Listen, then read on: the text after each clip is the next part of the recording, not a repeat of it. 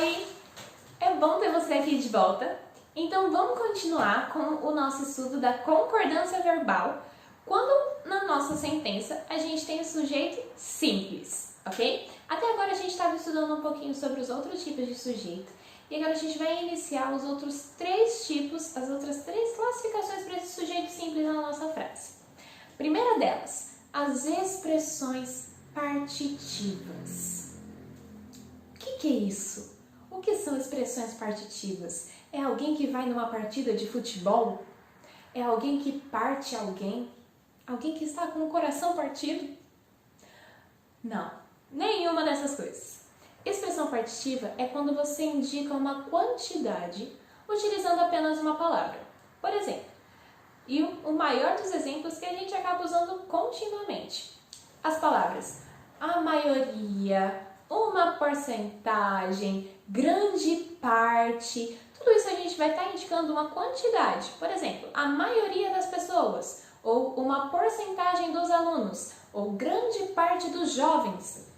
A gente está indicando uma quantidade de pessoas em todos os exemplos que eu dei. Por isso, essas palavras elas são consideradas expressões partitivas. Você vai estar indicando uma quantidade, você vai estar repartindo o seu sujeito de uma certa forma, ok? Então, quando nós tivermos expressões partitivas na nossa sentença, como vai acontecer essa concordância?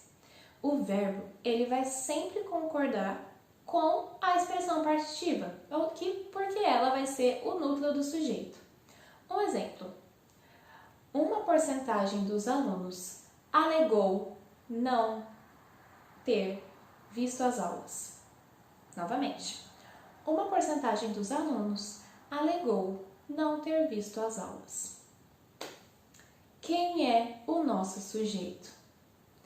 Uma porcentagem dos alunos. Exatamente. Quem é o nosso verbo? Alegou. Por que eu estou falando de uma porcentagem dos alunos e o meu verbo está no singular? Eles não alegaram, ele alegou. Porque o núcleo do meu sujeito é a expressão partitiva. Então, em uma porcentagem dos alunos, o meu núcleo, o que eu estou falando, não são dos alunos, são de uma porcentagem, uma parte deles, que está no singular. Por isso que o nosso verbo ele vai concordar com isso e ele vai permanecer no singular.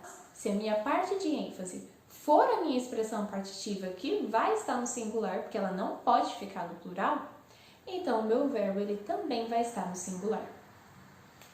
Próxima.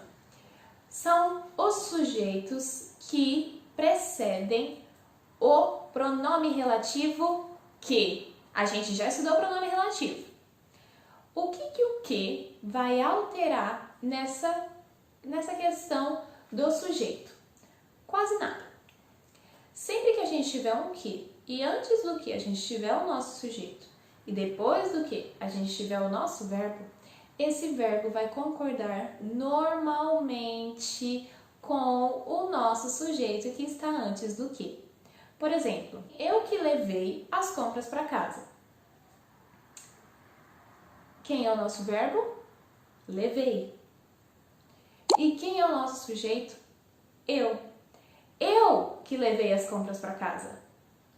Então, por isso que o verbo levar, ele foi conjugada em qual pessoa? Primeira pessoa, que é o eu, que é o nosso sujeito. E ele está automaticamente no singular, porque o meu sujeito ele também está no singular. E por último, nós temos também a concordância com os pronomes relativos quem. A mesma coisa que acontece com o que vai acontecer com o quem. O verbo vai continuar concordando com o sujeito em número e em pessoa de conjugação. Isso não vai alterar em nada. Ele sempre vai se referir ao que está antes do pronome relativo, que vai ser o nosso sujeito. Exemplo com quem? A professora de quem falei está muito bonita. A professora de quem falei está muito bonita. Quem é o nosso sujeito? Exatamente. O nosso sujeito não está na frase. É o sujeito oculto. Porque quem que falou da professora? Eu. Eu falei da professora. Por isso que o verbo falar, ele está conjugado na primeira pessoa do singular, porque foi eu quem falei. Ok?